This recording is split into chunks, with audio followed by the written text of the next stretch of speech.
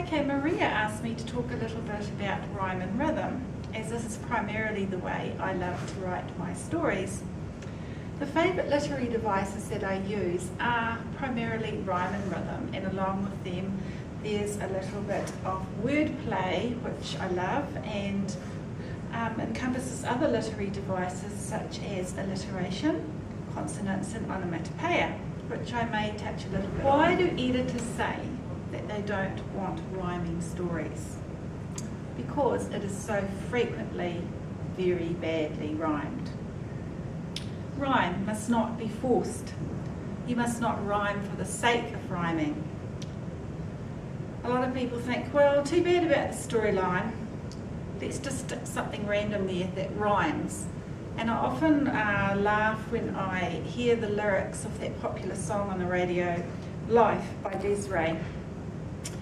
I'm afraid of the dark, especially when I'm in a park and there's no one else around. Oh, I get the shivers. I don't want to see a ghost. I don't. It's a sight that I fear most. I'd rather have a piece of toast and watch the evening news, which to me is very random rhyming. Another point is it must flow smoothly. This is where rhyme and rhythm go hand in hand. But most of all, it must tell a terrific story. Telling the story is the important part, and the rhyming is really just an extra. It should be like that you've written this terrific story, and then after you've read it, people think, oh yeah, well that rhymed. As well has been a terrific story. So rhyming books are difficult to translate into other languages, which makes it another reason why publishers often don't like to, are a little bit hesitant to publish them. An editor may not want to lose out on foreign sales, so they may pass on a rhyming project. However, if you are passionate about rhyme, like I am, go for it. And if you've got a talent for it, you just pursue it. Young children have an inborn love of rhyme and rhythm, which can play a part in the development of their literacy. Rhymes make it easier for kids to learn new words. Learning new words appear effortless because with the rhythm, the verses create a familiar structure for them to join into and to appreciate. And good rhyme is really good fun to read out loud, for little kids, for big kids, for all of us. And a good rhyming story, however, can be very difficult to write. I was asked, do I write the story first and then put it into rhyme? No, I don't. My mind is work that I actually think in rhyme a lot of the time. Even in my day-to-day activities, my mind is kind of rhyming in everything I think and say. So no, the way I write is definitely in rhyme and with wordplay, and the story kind of gallops along. Little children, or children in general, enjoy repetition in their rhyming stories. They like repeat phrases that become familiar quickly, and as they recognise a repeat phrase, they voice it and are actively participating in the story. In one of my books, Tree and the Carry Tree, I purposely used repetition in it. And Tree and the Carry Tree is a Kiwi caucus story, which is a retelling Kiwi version of Jack and the Beanstalk. And instead of a giant at the top of this tree, it's a tiny wha. And instead of saying fee fi fo fum, the tiny wha says, yum yum, what's that pong? Something here does not belong. Catch him, nibble him, bit by bit, fling him in the honey pit. And so as the story goes on and Trev goes up the tree again and again, we have that repetition with the taniwha going, yum, yum, what's that pong? And I often find in school visits that the children join in with that repetition and enjoy it and become part of the story. Also, avoid the overuse of simplistic rhyming words. Words such as cat, hat, sat, mat. They rhyme very well. But if the story depends on such simple rhyming words, it becomes very dry and predictable and common. And even when you're writing for very small children, provide a variety and a few surprises in your writing. I had great fun writing my story, Hester's Blister, using the literary device consonants in my rhyming, and I built the whole story around the Ister sound. I'll read you a little bit of an extract from the story just to give you an example. To Grandma's place she scurried, arriving looking worried, and told her Gran about the pesky blister.